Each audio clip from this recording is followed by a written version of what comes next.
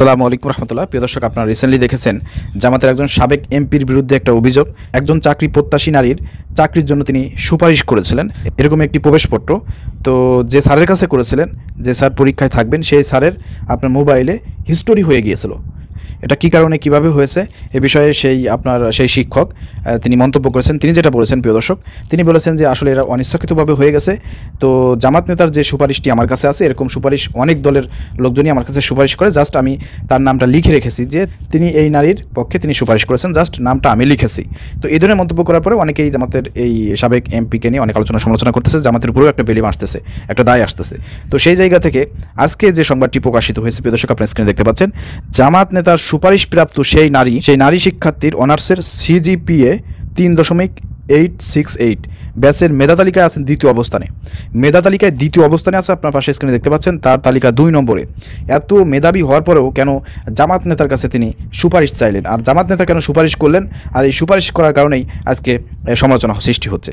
জামাত নেতারা বিভিন্ন জায়গায় বিভিন্ন লোকের সুপারিশ করবে 5 আগস্টের পরে, এটা আসলে মিডিয়াতে আসতে পারে, এটা কিন্তু জামাতের উপর একটা প্রভাব ফেলে।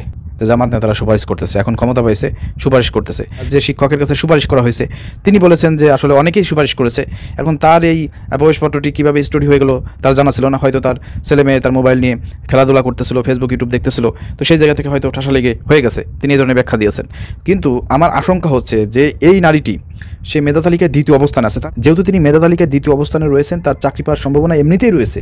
সুপারিশের বিষয়টা যেহেতু এখন প্রকাশ্যে চলে এসেছে, এখন এই নারী যদি আসলে সত্যিকার অর্থে আপনার ভাইবা দিয়ে মৌখিক পরীক্ষা সব কিছু মিলায় যদি সে পাশ করে যায় তার নিজের যোগ্যতায়, সুপারিশ ছাড়া তার যদি চাকরি হয়ে যায়, তাহলে কিন্তু সবাই বলবে যে এটা জামাত নেতার সুপারিশ হয়েছে, আসলে তার যোগ্যতাই হয় নাই। তো সেক্ষেত্রে আমি আশঙ্কা করতেছি, তার যোগ্যতা থাকা সত্ত্বেও এখন যদি তার চাকরিটা হয়ও, কর্তৃপক্ষ তাকে চাকরি দেবে না।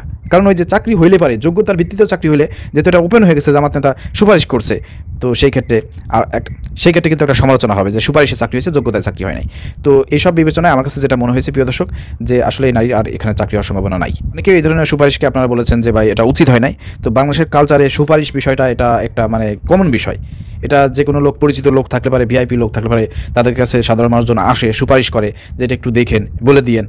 তো এটা সিম্পল বিষয়। সেই জায়গা থেকে জামাতের ওই সাবেক এমপি তিনি ওই শিক্ষকের সাথে দেখা হয়েছিল, হয়তো বন্ধুস্বরূপ কোথাও দেখা হয়েছিল, এই জন্য বলেছিলেন যে এই নামের কোনো প্রবেশপত্র আপনার কাছে গেলে পরে তার বিষয়ে একটু দেখবেন, জাস্ট এতটুকুই। ওই শিক্ষক কিন্তু এটাই বলেছেন। তো এটা নিয়ে বেশি সমালোচনা করার কিছু নাই, আশা করি বিষয়টি বুঝতে পেরেছেন।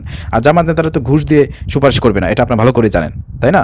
তো অন্যান্য দল হলে পারে সেখানে ভিন্ন কথা ছিল, যেহেতু জামাত নেতা, সেক্ষেত্রে আপনারা অবগত আছেন জামাত কীভাবে বাংলাদেশে তারা সততার পরিচয় দিয়ে এখন পর্যন্ত রাজনীতি করে যাচ্ছে, এ বিষয়ে আপনারা অবগত আছেন। অতএব বেশি বিষয় নিয়ে যারা বিতর্ক তৈরি করতেছেন, বিতর্ক করে কোনো লাভ হবে না। আশা করি বুঝতে পেরেছেন। ভিডিও শেয়ার করে দেবেন। আসসালামু আলাইকুম রহমতুল্লাহ।